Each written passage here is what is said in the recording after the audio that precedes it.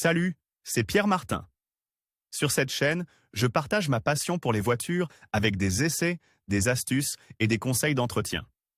Revenons donc au sujet de la vidéo. Le terme « certificat de propriété » désigne un document délivré par le registre public des véhicules. Ce document n'est pas nécessaire pour pouvoir circuler sur la route, mais il est d'une importance fondamentale pour connaître l'état de la voiture d'un point de vue juridique ainsi que pour être sûr de la propriété réelle du véhicule. Ce document contient une série d'informations telles que la plaque d'immatriculation, le châssis, le nombre de chevaux vapeur et la date de la première immatriculation. Récemment, le certificat de propriété a été introduit sous forme numérique, de sorte qu'il ne doit pas être conservé par le conducteur, mais peut facilement être lu en ligne sur le site web prévu à cet effet. Cette nouveauté a été introduite fin 2015 et répond aux demandes constantes d'abandonner le papier au profit du numérique dès que possible. Évidemment, il y a aussi un avantage indéniable pour le citoyen lui-même qui, de cette manière, ne doit pas craindre de perdre le document, une situation pas très rare puisqu'en un an, l'ARP a enregistré près de 300 000 certificats de propriété perdus. En effet, les années précédentes, en cas de perte ou de vol du certificat de propriété, il fallait en demander une copie au guichet de l'AIC. Cette opération coûtait évidemment environ 14 € pour le retrait du document et environ 50 € pour le droit de timbre. Un autre avantage de ce choix se présente lorsque nous voulons vendre notre voiture ou l'échanger pour en acquérir une nouvelle. Dans une telle situation, il faudrait en effet chercher dans les nombreux papiers et documents conservés, le certificat de propriété. Alors qu'avec l'introduction du formulaire numérique, l'obtention de ce type d'information est rapide et facile. Bien entendu, le remplacement du formulaire papier par le formulaire numérique ne se fait pas automatiquement, mais seulement lorsque le citoyen lui-même le demande explicitement. Certificat de propriété numérique, comment le consulter et comment y accéder? Lors de la délivrance du certificat de propriété numérique, le citoyen reçoit également une feuille sur laquelle figure un code d'accès, sous la forme d'un code QR.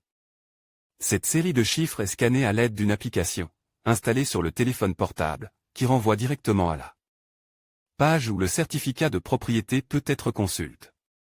Outre la méthode décrite ci-dessus, il est possible de se rendre directement sur le site web mentionné dans la fiche délivrée et de consulter ses propres données. Pour tous ceux qui souhaitent se renseigner sur leur certificat de propriété et savoir s'il est sous forme numérique ou encore sous forme papier, l'AIC met à disposition un site web gratuit qui peut être facilement consulté. Pour ce faire, il est toutefois nécessaire de connaître certaines données personnelles telles que le type de véhicule et la plaque d'immatriculation. Il convient également de rappeler que le certificat de propriété, bien que considéré comme un document, ne peut être utilisé que par le propriétaire du véhicule auquel le certificat se référait. La procédure de contact avec l'ARP exige que le guichet automatique de l'automobiliste soit contacté en premier lieu, et pour ce faire, il ne suffit pas d'avoir le document sur soi, mais la personne qui présente le certificat doit être le propriétaire. Dans le cas où la demande est faite par un tiers, il est obligatoire d'être accompagné d'un mandataire. Comment lire le certificat de propriété? Sur le certificat de propriété numérique figurent les mêmes données et informations que sur le formulaire papier, à savoir les données relatives à la voiture, les coordonnées de la personne au nom de laquelle la voiture est immatriculée, des notes sur les éventuelles infractions commises avec l'utilisation de la voiture et des informations sur l'existence ou non d'une hypothèque sur la voiture. Avantages et bénéfices. Si l'introduction du certificat de propriété numérique a fait sourire tous ceux qui perdaient patience à chercher le document parmi tant d'autres stocks sur leur bureau, tous ceux qui l'ont perdu ou dont le certificat a été volé, il est vrai aussi qu'elle en a rendu la consultation problématique pour tous ceux qui ne sont pas très adeptes de l'utilisation des tablettes, des ordinateurs, des téléphones et plus généralement des appareils électroniques récents. Publié dans Guide pratique.